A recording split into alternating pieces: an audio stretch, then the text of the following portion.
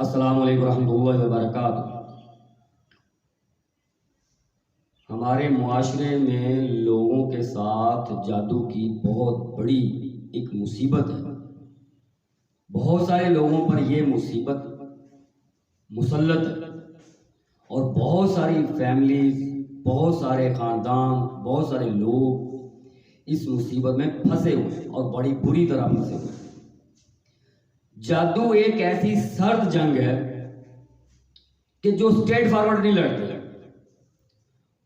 اور یہ انٹیریئر منافقت ہے، اندرونی۔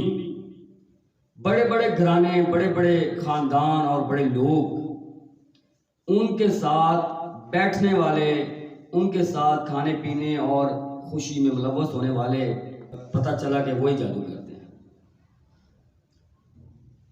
اور ایک لمحہ فکریہ ہے بہت بڑا۔ یہ زیادہ بہتر نہیں ہے کہ ہم لوگ چوروں کو برا کہنے کی بجائے خود اپنا محاسبہ کریں، خود ہی اپنی حفاظت کریں، بجائے اس بات کے کہ فلاں نے کیا، فلاں نے کیا، فلاں جادوگر، فلاں فلاں۔ یہ زیادہ بہتر نہیں ہے کہ ہم اپنے آپ کو کور کر لیں۔ کوئی بھی کرتا ہے، کسی کے چہرے پہ تو لکھا نہیں ہوتا کہ فلاں جادو کر رہا ہے، لیکن لمحہ فکریہ ہے بہت بڑا۔ یہ ایک ایسی وبا ہے جو تیزی سے پھیلتی جا رہی ہے، بہت تیزی سے یہ وبا پھیلتے ہوئے بڑے لوگوں کو مسائل کے اندر گھیرا ہوا ہے۔ اور اوپر سے بدقسمتی اس بات کی ہے کہ ہمارے معاشرے میں معالجین بھی بڑے عجیب ہیں۔ سب نہیں، چند لوگ ایسے ہیں کہ جو مریضوں کے ساتھ بھی ظلم و ستم ہی کرتے ہیں۔ ایک تو وہ جادو میں پھنسے ہوتے ہیں، اوپر سے اور بھی ظلم و ستم ہو رہا ہے، نہ مال محفوظ، نہ عزت محفوظ، نہ جان محفوظ۔ سب سے بڑی بات ہے ایمان محفوظ نہیں ہے، اور معاشرے میں بہت تیزی سے پھیلتا ہوا یہ جادو۔ زیادہ اکثریت ہمارے سرکاری ملازمین کے اوپر بہت جادو ہوتا ہے، خاص طور تھانوں میں یا کچہریوں میں جج صاحبان پر یا پھر ان وکلاء کے اوپر بڑے جادو۔ ایک وکیل تھا، میں ایک واقعہ بتانا چاہتا ہوں، اس کا علاج ہم نے کیا۔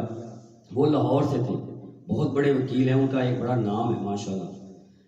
ان کی حالت بڑی عجیب ہوگی، حالانکہ وہ ایک خود بہت بڑے نالج رکھتے ہیں، بڑا ایک ظاہری بات ہے کہ وکیل بڑا ایک ہوشیار شخصیت ہوتی ہے، بڑے پڑھے لکھے ہوتے ہیں۔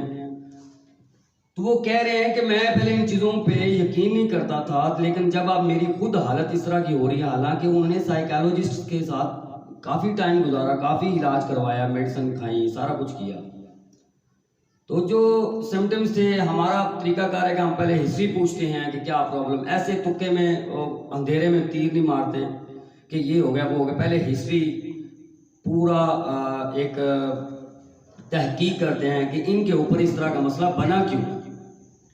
وہ ساری جب تحقیق کی تو پتہ چلا کہ واقعی ان پہ کوئی جادو تھا۔ جب ان سے ہسٹری پوچھی تو کہتے ہیں کہ میں نے ایک کیس ڈیبیٹ کرنا تھا، اس کیس کی میں نے تیاری کی، بڑی سٹنڈر کی تیاری کی، بہت بڑا کیس تھا، کوئی پولیٹیشن تھا، اس پولیٹیشن کا وہ بڑا کیس تھا۔ تو کہتا ہے عجیب ہے، میں تیاری کر کے اپنے آفس سے جا رہا ہوں، جب ڈیبیٹ کرنی ہے، میں جج صاحب کے سامنے کھڑا ہوں تو ایک دم میرا مائنڈ واش ہو گیا، ختم، ساری چیزیں بھول گئی، سمجھ ہی نہیں آ رہی کیا بولنا ہے، پتہ ہی نہیں چل رہا کیا ڈیبیٹ کرنی ہے۔ یہاں تک کہتے ہیں کہ مجھے میرا نام بھول گیا کہ میں کون۔ کہتا ہے میں جب وہ ٹائم ختم ہو گیا، اپنے آفس جاتا ہوں تو ایک دم سارا کچھ یاد آ جاتا ہے۔ تو میرا ایک بڑا نام تھا، بڑا ایک معیار تھا، لیکن میں ایک سمجھ رہا ہوں کہ یہ کیا ہو رہا ہے میرے ساتھ۔ تو خیر جب پتہ چلا تو پھر ان کو بتایا گیا کہ آپ یہ پڑھائیاں، یہ اذکار، یہ سارا کچھ کریں۔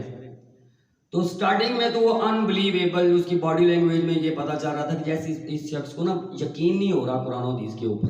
یہ پڑھے لکھے لوگ زیادہ تر ان میڈیسن چیزوں کو اوپر یقین رکھتے ہیں، جادو، جنات، دم درود، ان کے اوپر بہت کم یقین رکھتے ہیں۔ یہ اپنے آپ کو سمجھتے ہیں کہ ہم نے دنیا ساری فتح کر لی ہے یہ، لیکن سب سے دنیا کی اور آخرت کی بڑی کامیابی وہی شخص رکھتا ہے کہ جو قرآن و حدیث کا علم رکھتا ہے۔ خیر مختصر بات، جب ان کو بتایا گیا کہ آپ یہ پڑھیں، ایک پورا اتھینٹک ایک فارمولہ پڑھنے کے لیے ان کو بتایا گیا، جب پڑھا انہوں نے، کچھ دن پڑھا، رزلٹ آنا شروع ہو گیا، بہت اچھا رزلٹ آیا، اور وہ کہنے لگے کہ مجھے الحمدللہ بہت فائدہ مل رہا ہے اور طبیعت بڑی فریش ہو رہی ہے۔ آج بھی وہ کہتے ہیں کہ میرے پاس جتنی بڑی میٹنگ ہو، جتنے بھی مہمان آ جائیں، جو بھی ہو، لیکن میں اپنے اذکار نہیں چھوڑتا۔ تو الحمدللہ اور بھی کافی اس طرح کے ڈھیروں واقعات ہیں۔ خاص طور یہ میسج میرا سرکاری ملازمین کے اوپر ہے کہ ان کا کمپٹیشن بہت ہوتا ہے۔ جس سیٹ کے اوپر کوئی ملازم ہوتا ہے نا، اس کی سیٹ چھیننے کی کوشش بہت سارے لوگ کرتے ہیں کہ یہ سیٹ خالی کرے، یہ چھوڑ دے، ہمارا بندہ اس سیٹ کے اوپر آئے۔ اگر کوئی بڑے لیول پر ہے، پارلیمنٹ ہاؤس میں یا کہیں بھی ہے، ڈھیروں واقعات ہیں۔ تو بڑے بڑے ملازمین پریشان ہیں بیچارے۔ تو سب سے پہلے تو یہ ہے کہ جو ڈیوٹی اللہ نے آپ کو دی ہے اس میں آپ پورا حق ادا کریں اور پورا قانون لاگو کریں۔ یہ نہ ہو کہ کمزور کے ساتھ آپ کمزور کو چھوڑ دیا جائے، کمزور کو پکڑ لیا جائے اور طاقتور کو چھوڑ دیا جائے، تو وہ تو آٹومیٹکلی کچھ جادو ہوگا۔ تو آپ نے اپنا جو ڈیوٹی ہے اس کو ایک حق سمجھ کر حق اور سچائی کے اوپر اس کو ٹائم دیں، اور اس میں جتنی بھی ہو سکتا ہے ایمانداری کے ساتھ اپنا فرض ادا کریں اور نمازوں کا اہتمام کریں، ذکر و اذکار، صبح و شام کے اذکار، دعائیں، ان کا اہتمام کریں۔ اللہ تعالیٰ ہم سب کو سمجھ عطا فرمائے۔ اللہ سے دعا ہے کہ اللہ تعالیٰ ہمیں سارے گناہوں سے بچنے کی طاقت اور توفیق عطا فرمائے اور ساری نیکیاں کرنے کی طاقت اور توفیق عطا فرمائے۔ اللہ سبحانہ و تعالیٰ سے یہی دعا ہے کہ اللہ تعالیٰ ہمیں صبر، شکر اور درگزر کے ساتھ زندگی گزارنے کی توفیق عطا فرمائے۔ جزاک اللہ خیر۔ السلام علیکم ورحمۃ اللہ وبرکاتہ۔